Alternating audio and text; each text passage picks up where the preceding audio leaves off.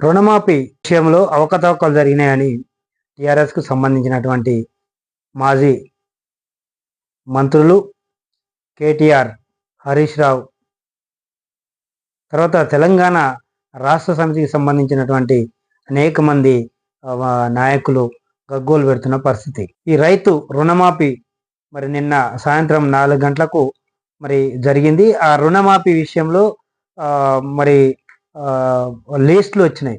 ఆ లిస్టులలో మరి మన బ్యాంకు సంబంధించి, తర్వాత అగ్రికల్చర్ ఆఫీసర్లకు సంబంధించి వీరిపై వారు, వారిపై వీరు చెప్పుకోవటం ఒకటి కొద్దిగా కరెక్ట్గా లేదు.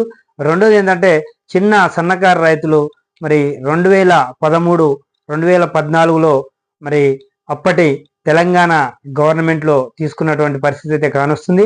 మరి ఆ చిన్న సన్నకారు రైతులు ఎవరైతే ఉన్నారో, తర్వాత ఆ లోన్ల మీద అవగాహన లేక, తర్వాత వాళ్లకు దాని మీద లావాదేవీలు నడిపే పరిస్థితి, తర్వాత వాటన్నిటికి కూడా తెలియని చాలా మంది పేద రైతులు అరెకరం 30 గుంటలు, ఎకరం ఇట్లా కొంతమంది ఏదైతే ఉన్నారో ఆ రైతులకు అయితే కొంత నష్టం జరిగిందని చెప్పుకోవచ్చు. మరి ఎందుకంటే తెలంగాణ రాష్ట్రంలో సంక్షేమ పథకాలు ఏవైతున్నాయో ఆ సంక్షేమ పథకాలలో భాగంగా మరి రైతులకు రుణమాఫీ 2 లక్షల వరకు రుణమాఫీ చేస్తా అని అన్నది మరి మాట ఇచ్చాం. మరి ఆ యొక్క రుణాన్ని మరి రైతుల పంట రుణాలని మాఫీ చేస్తామనేది అయితే ఇక్కడ స్పష్టంగా కానొచ్చింది.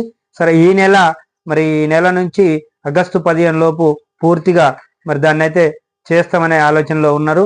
మరి దాన్ని ఆ ప్రక్రియ అయితే ముందుకు నడుస్తున్నట్టు కానొస్తుంది. మరి ఇక్కడ మరి అగ్రికల్చర్ ఆఫీసర్లు, తర్వాత బ్యాంకు వాళ్ళు, వీళ్ళు ఏమి కావాలి, ఆ లోనుకు సంబంధించినది ఏంటి, మరి రైతుల కానుంచి ఇంకేమైనా కావాలా, రైతులకు డేట్ల గురించి ఇంకేమైనా కావాలా అనే ఆలోచన నుంచి మరి అగ్రికల్చర్ ఆఫీసర్లు, మరి బ్యాంకు వాళ్ళు, మరి వారి మీద వీరు, వీరి మీద వారు చెప్తున్నారు.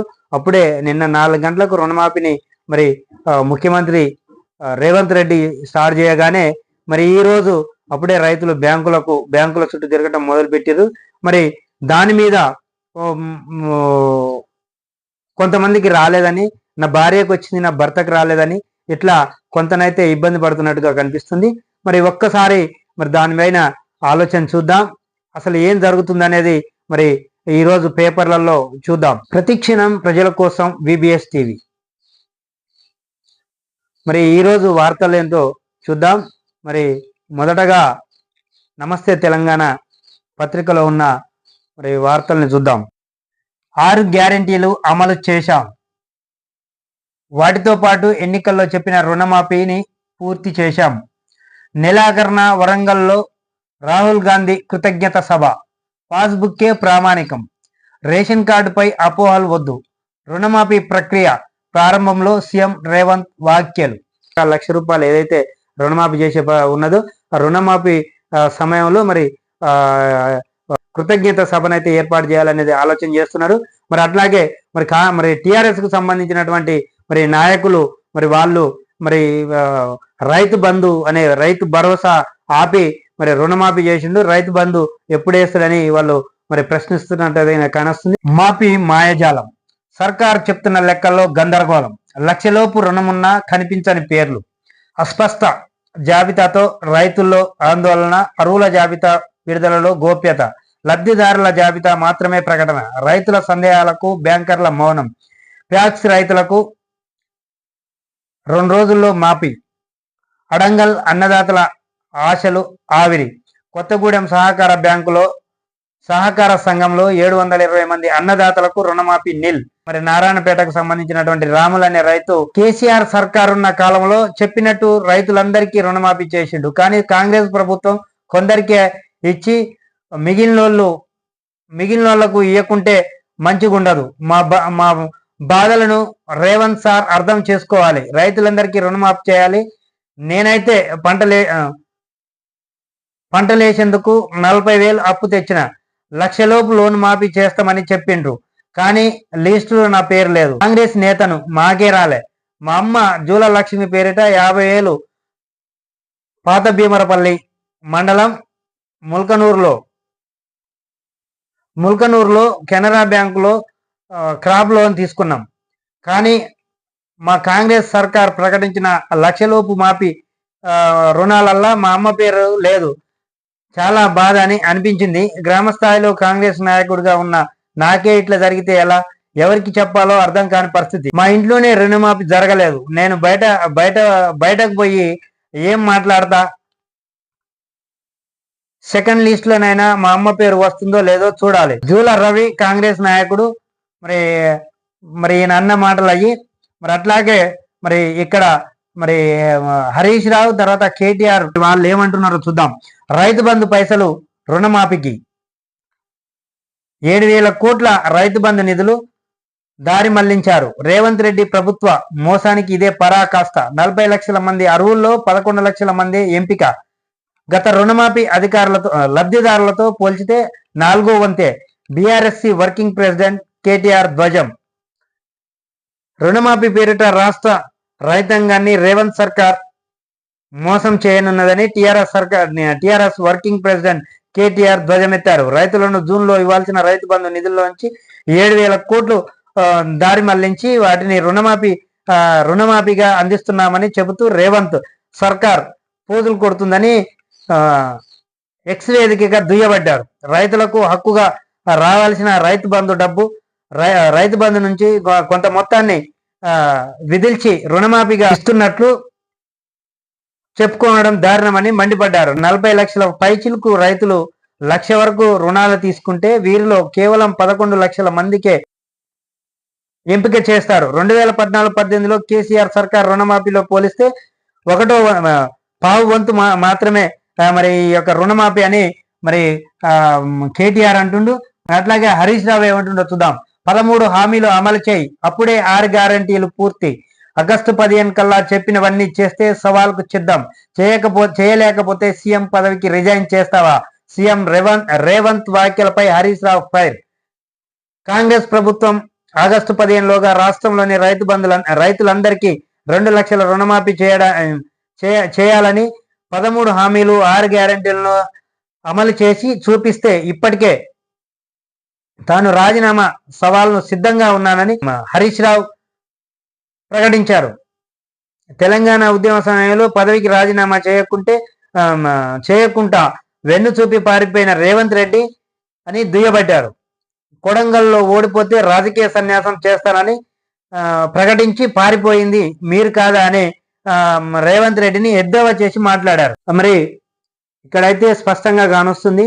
మరి ఎందుకంటే గత 10 ఏళ్ల పాలనలో మరి రైతు బంధు రుణమాఫీ విషయంలో కొంత అవకతవకలు తర్వాత అలసత్వం వహించినట్టుగా అయితే స్పష్టంగా తెలంగాణ గవర్నమెంట్ మరి గత ప్రభుత్వం అయితే ఇక్కడ దాని గురించి మాట్లాడకుండా రైతు భరోసా మీదనైతే మాట్లాడడం చూస్తున్నాం. భరోసాకు సంబంధించిన డబ్బులు ఏవైతే ఉన్నాయో రైతులకు రైతు భరోసా వేయకుండా మరి రుణమాఫీ చేస్తుండు. అది కూడా మరి 40 లక్షల మంది దాకా ఉంటే మరి అందులో పావల వంతే చేసింది ఇప్పటి వరకు అని మరి వాళ్ళు అంటున్నారు. మరి అట్లాగే మాజీ మంత్రి హరీష్ రావు కూడా సవాల్ విసురుతుండు.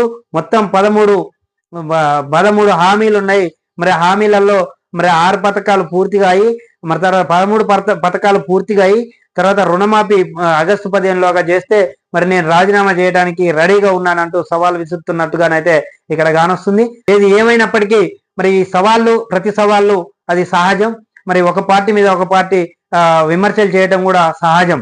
ఎందుకంటే ఈయన మీద ఆయన దిట్టుకోవటం తర్వాత మరి మిగిలిన సమయాలలో మరి కలిసిపోవటం ప్రారంభాలకు ఏదైతే ప్రభుత్వానికి సంబంధించిన పనులు కార్యక్రమాలు ఏదైతే ఉంటాయో వాటిలో కలిసిపోవటం ఇది సహజం. మరి ఏది ఏమైనప్పటికీ రుణమాఫీ విషయంలో మరి ఇక్కడైతే స్పష్టంగా కానొస్తుంది. ఒక భార్య భర్త ఇద్దరు కలిసి 1,00,000 లోపు ఉంటే మరి బ్యాంకర్ల దగ్గరికి పోతే బ్యాంకర్లు కూడా స్పష్టంగా చెప్పని పరిస్థితి. అదేంటంటే మరి నా పేరు రాలేదు ఏంటని మరి బ్యాంకర్ దగ్గరికి పోతే మరి బ్యాంకర్లు మరి అదేదున్న అగ్రికల్చర్ ఆఫీసర్లు మరి వాళ్ళే పంపిరు కాబట్టి మాకేం తెలియదని వాళ్ళు దాటవేసే ప్రయత్నం అయితే చేస్తున్నారు. మరి అన్ని బ్యాంకులకు సంబంధించిన మరి మేనేజర్లు కావచ్చు, ఫీల్డ్ ఆఫీసర్లు కావచ్చు, మరి అక్కడ కంప్యూటర్ సిస్టంలో ఉన్న వాళ్ళు కావచ్చు, మరి అక్కడ ఉన్నటువంటి ఎవరైతే ఉన్నారో వాళ్ళందరూ కూడా మరి తప్పించుకోవడానికి ప్రయత్నం చేస్తున్నారు. మరి ఇదైతే మరి ప్రభుత్వానికి కొంత చేదు అనుభవం జరిగే పరిస్థితి కానొచ్చేటట్టుగానైతే స్పష్టంగా కానొస్తుంది. మరి అది ఏదైతుందో మరి రైతులకు ఇప్పుడు ఇద్దరు భార్య భర్త కలిసి 1,00,000 ఉంటే మరి ఒక 50,000 60,000 ఇద్దరు కలిసి చర్యారెకరం మీద అట్లా తీసుకున్నప్పుడు 20,000 30,000 40,000 తీసుకుంటే మరి ఈ 4 ఏళ్ల కాలంలో వడ్డీతో అయితే ఒక 1,00,000 రూపాయలు పెరిగింది అనుకో.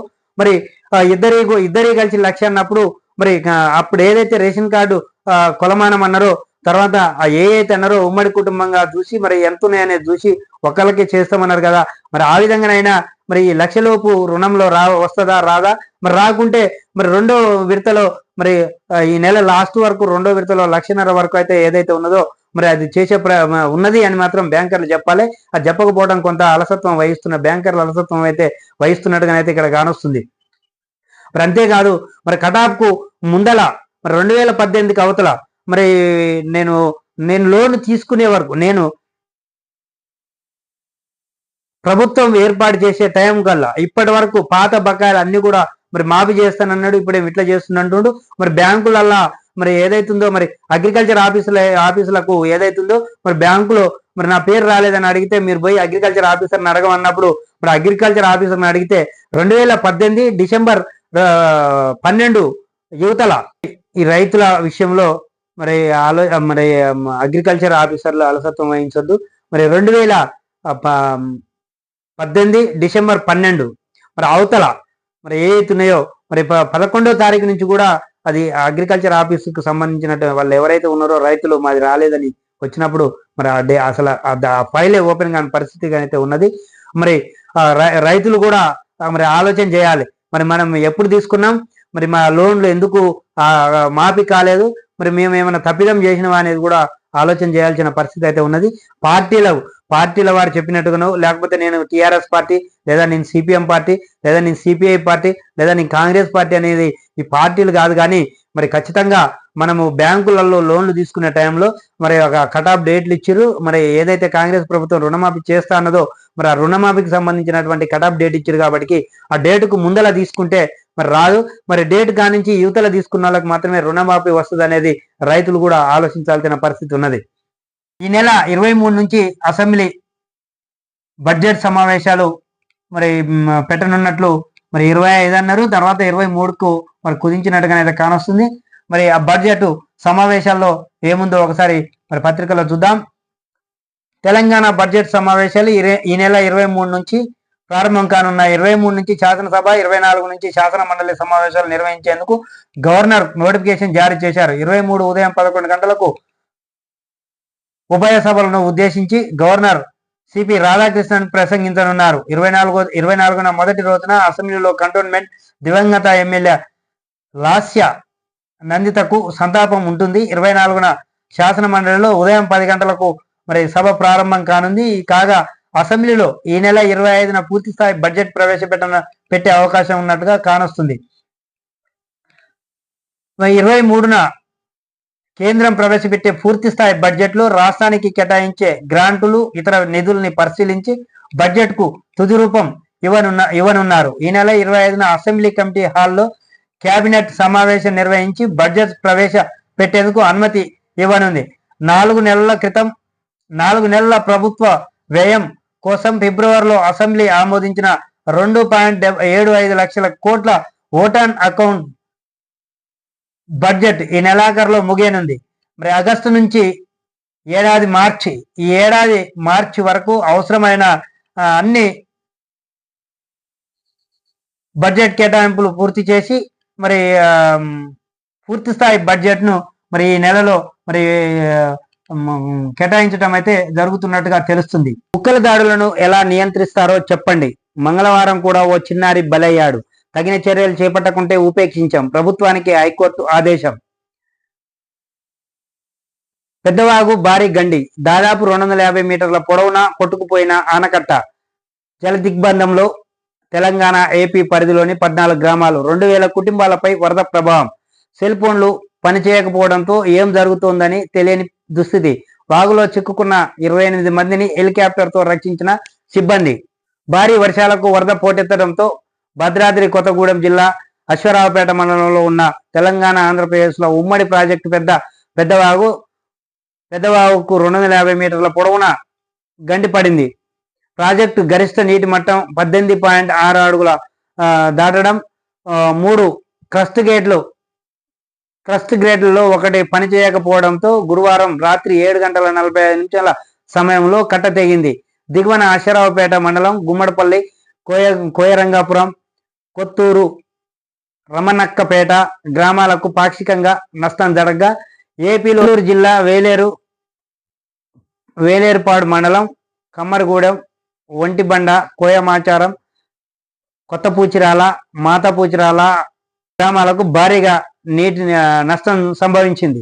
4 లక్షల బిల్లులు, 40,000 కోట్ల బకాయిలు, 10 ఏళ్లలో పేరుకుపోయిన పెండింగ్లు, పూర్తిస్థాయి బడ్జెట్కు అసలు సిసలు సవాళ్లివే. అధిగమించేందుకు అప్పులే శరణ్యమా? ఆదాయ వ్యయాల సమతూకమే విత్త మంత్రికి చిక్కుముడి.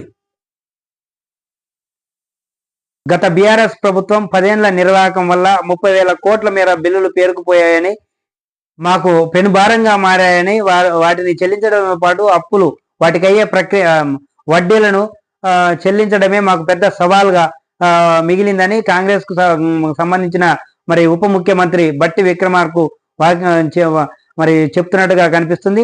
అసెంబ్లీ బడ్జెట్ సమావేశాలు దగ్గర పడుతున్న నేపథ్యంలో ఆర్థిక శాఖ ఉన్నతాధికారులు లెక్కలేయగా డిప్యూటీ సీఎం చెప్పిన దానికంటే ఎక్కువగా పెండింగ్ బిల్లులు పేరుకుపోయాయని తేలింది. 2014 నుంచి 2023 డిసెంబర్ వరకు మొత్తం 4 లక్షల బిల్లులకు పైగా ప్రభుత్వం 40,000 కోట్ల మేర బకాయిలు పడిందని ఆ లెక్కల్లో తేలింది. విద్యుత్ సంస్థలకు ఇచ్చే బిల్లులు, ఆర్టీసీకి ఇవ్వాల్సిన రాయితీలు, ఫీజు రియంబర్స్మెంట్, స్కాలర్షిప్లు, వివిధ హాస్టల్లో విద్యార్థులకు మెస్ ఛార్జీలు, ఆరోగ్యశ్రీ, సర్పంచులు, కాంట్రాక్టర్లకు ఇవ్వాల్సిన బిల్లులన్నీ కలిపి 40,000కు చేరాయి. 2024-25 ఆర్థిక సంవత్సరానికి ఈ నెల 25న ప్రభుత్వం పూర్తి స్థాయి బడ్జెట్ను ప్రవేశపెట్టనున్న నేపథ్యంలో 2014 నుంచి మరి 2023 మరి ఎన్నికల స్టంట్ అయిపోయే వరకు మరి నూతన ప్రభుత్వం, కాంగ్రెస్ ప్రభుత్వం ఏర్పడే టయానికి మరి అన్ని బిల్లులు, మరి కరెంటు సంస్థలకు కావచ్చు, ఆర్టీసీ సంస్థలకు కావచ్చు, మరి ఆ తర్వాత సర్పంచ్లకు ఇవ్వాల్సిన పెండింగు, మరి తర్వాత రోడ్ల వర్కులకు సంబంధించిన వీటన్నిటినీ కలిసి 40,000 కోట్ల రూపాయలు మరి పెండింగ్ పడటం మరి తలమాకంగా మారిందనేది మరి బట్టి విక్రమార్కు అంటున్నట్టుగానైతే ఇక్కడ కానొస్తుంది. మరి పత్రికల్లో రాసినట్టుగా మరి ఆర్టికల్లో చెప్పినట్టుగానైతే మరి తలమానకమే కావచ్చు. మరి ఎందుకంటే మరి హెవీ బడ్జెట్ 40,000 కోట్లు, మరి ఇది కష్టమే. మరి రాబడి అన్ని చూసుకున్నా మరి కొద్దిగా ఏదైనా ప్రజాపాలనకు సంబంధించినటువంటి కావచ్చు, ఉచిత పథకాలకు సంబంధించిన వీటన్నిటిని కూడా మరి చేయాలంటే కొంత ప్రభుత్వానికైతే మరి కొంత ఇబ్బందికర పరిస్థితి కానొస్తుంది. మరి ఏది ఏమైనప్పటికీ మరి కేంద్ర ప్రభుత్వం ఇచ్చే నిధులు, మరి రాబడి, వాటికి సంబంధించిన అన్నిటిని కూడా బేసిక్ చేసుకొని మరి రేపు 25 తర్వాత మరి పూర్తి బడ్జెట్ను కేటాయిస్తామనేది ఖచ్చితంగా కానొస్తుంది చెప్తున్నారు. మరి అట్లాగే స్కూల్కు సంబంధించిన విద్యార్థులకు సంబంధించిన బడ్జెట్లు, ఫీజు రియంబర్స్మెంట్ 2 సంవత్సరాల నుంచి మరి ఆగటం, మరి మేమైతే విద్యార్థులకు విద్యను అందించలేని పరిస్థితి, ప్రైవేట్ స్కూళ్ళ మరి కాలేజీల బిల్డింగ్లు మరి మేము కట్టలేక మూత పెట్టుకునే పరిస్థితి. మరి ప్రభుత్వం ఇవ్వాల్సిన ఖచ్చితంగా రియంబర్స్మెంట్ను ఇవ్వాలనేది మరి గత వారం 10 రోజుల నుంచి అయితే మరి ప్రైవేట్ కాలేజీలకు సంబంధించిన మరి అధ్యాపక బృందాలు, మరి మేనేజ్మెంట్లు మాత్రం ప్రభుత్వాన్ని అర్జీ చేసుకుంటున్నట్టుగా కానొస్తుంది. మరి ఏది ఏమైనప్పటికీ మరి వీటన్నిటిని తట్టుకొని మరి ముందుకు పోవాలంటే పెద్ద సవాలే కాంగ్రెస్ ప్రభుత్వానికి, రేవంత్ రెడ్డి మరి మంత్రివర్గానికి. ఎందుకంటే మరి లో బడ్జెట్ లో ఉన్న పరిస్థితి, మరి ఏదైనా మరి పైసలతో ఫస్ట్ బడ్జెట్, పైసే ప్రాముఖ్యత. ఎందుకంటే మరి ఏది కావాలన్నా పైసలే కాబట్టి మరి కొంత కాంగ్రెస్ ప్రభుత్వానికైతే కొంత ఇబ్బంది ఇరుకున పెట్టే పరిస్థితి అయితే కానొస్తుంది. మరి గత ప్రభుత్వం, టీఆర్ఎస్ ప్రభుత్వం ఏదైతుందో మరి చేయాల్సిన అన్ని చేసి అవతల పడ్డది. 2 సంవత్సరాలు ఫీజు రియంబర్స్మెంట్ ఆగితే మరి ఎందుకు మాట్లాడలేదు? తర్వాత హాస్టళ్లకు సంబంధించి సంక్షేమ భవన్లకు సంబంధించినవి కావచ్చు, గురుకుల పాఠశాలలకు సంబంధించినవి కావచ్చు, మరి విద్యార్థులకు సంబంధించిన మరి ఫీజులు, స్కూల్ డ్రెస్సులు కావచ్చు, వాలీబాల్ ఆటలకు సంబంధించినవి కావచ్చు, మరి వీటన్నిటిని కూడా మరి కాంట్రాక్టర్ మరి వీటి ఇచ్చి మరి ఇన్ని సంవత్సరాలు ఆగటం అంటే మరి పరిస్థితి చాలా ఘోరంగా ఉండే పరిస్థితి అయితే మరి ఇక్కడ కానొస్తుంది. మరి వీటన్నిటిని కూడా మరి విద్యార్థి సంఘాలు ఆలోచన చేయాల్సిన పరిస్థితి కూడా ఉన్నది. ఎందుకంటే మరి వైద్యము, విద్య ఈ రెండే ప్రామాణికంగా మరి చాలా ఉన్నాయి. ఖచ్చితంగా ఈ ఫీజు రియంబర్స్మెంట్ అనేది మరి ఎన్ని ఆపినా మరి మాత్రం ఖచ్చితంగా మరి నిధులు విడుదల చేస్తేనే విద్యార్థుల భవిష్యత్తుకు సంబంధించింది కాబట్టి మరి వాటిని చేయాల్సిన పరిస్థితి అయితే ఖచ్చితంగా ఉన్నది. మరి అట్లాగే మరి ఏదైతే ఈ 6 గ్యారెంటీలకు సంబంధించినవి కావచ్చు, మరి రుణమాఫీ ముఖ్యంగా రుణమాఫీ విషయంలో అయితే రైతులు గందరగోళ పడుతున్న పరిస్థితి కానొస్తుంది. ఖమ్మం జిల్లాలో భారీ వర్షాలు, పెదవాగులో చిక్కుకున్న 30 మంది కూలీలు. మంత్రి తుమ్మల, ఎమ్మెల్యే జారే సారథ్యంలో ప్రత్యేక హెలికాప్టర్లో రంగంలోకి. కూలీలు సురక్షితంగా తరలింపు.